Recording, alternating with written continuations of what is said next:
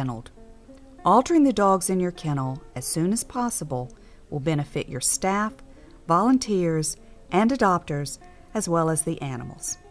If for some reason pre-adoption spaying and neutering of all animals placed up for adoption is not an option in your facility, separate intact males from each other and place them in an area away from any females that might be in season.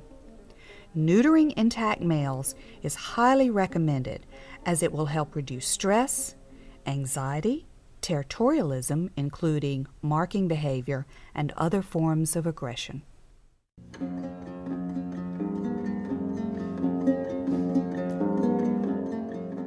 Last but not least, let's not forget that all creatures deserve comfort, especially when they're creatures in our care.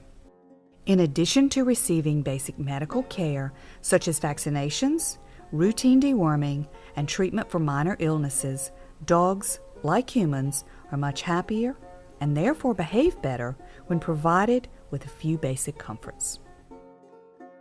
Every kennel or cage has room for a soft towel or blanket. Fleecy men or other safe stuffed dog toys can provide great comfort to a cold, scared puppy. Puppies, injured dogs, and old dogs should be provided with beds to keep them up and off the cold floor. These can be constructed of used crates and blankets. Kennels should be cleaned often. Clean kennels not only promote good health and comfort, they also help facilitate adoptions. Even in the busiest facility, there are some simple steps you can take today to improve the lives of animals in your care. If lack of manpower or woman power is an issue, consider recruiting volunteers, utilizing community work programs, soliciting donations, or requesting additional funding so you can secure an additional staff member to help you implement these steps. If interaction and stimulation is an issue going unaddressed, recruit walking or training volunteers, or train existing volunteers so they can provide proper exercise and proper interaction. If funding for toys or beds is an issue, ask your local newspaper or television news station to help you spread the word and solicit donations.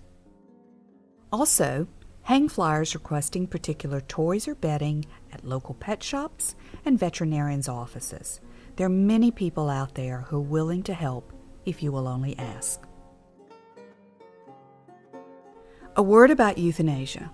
While our common goal is to get to the point where none of us has to consider putting down healthy, sound, adoptable dogs, the reality today is that there are simply not enough homes for all the homeless pets in this country.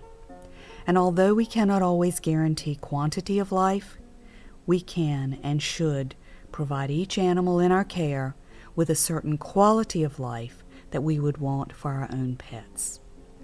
While making the decision to euthanize an animal in our care is always difficult, it does not need to be a traumatizing experience for us or for the dog in question. Euthanasia by injection, when preceded by sedation, is simply the best option, both for the staff and for the animals in your shelter. If you are currently using another form of euthanasia at your shelter, please consider switching to sedation and injection. One final thought. We are the first line of defense in these animals' lives. If we are unwilling or unable to properly care for them, then what hope can we have for them in the future? The public looks to us as models for providing proper animal care, and therefore we must be willing to provide a certain level of care if we are to ever expect better lives for the companion animals across this nation and across the globe. Thank you for joining us and for all you do to help animals.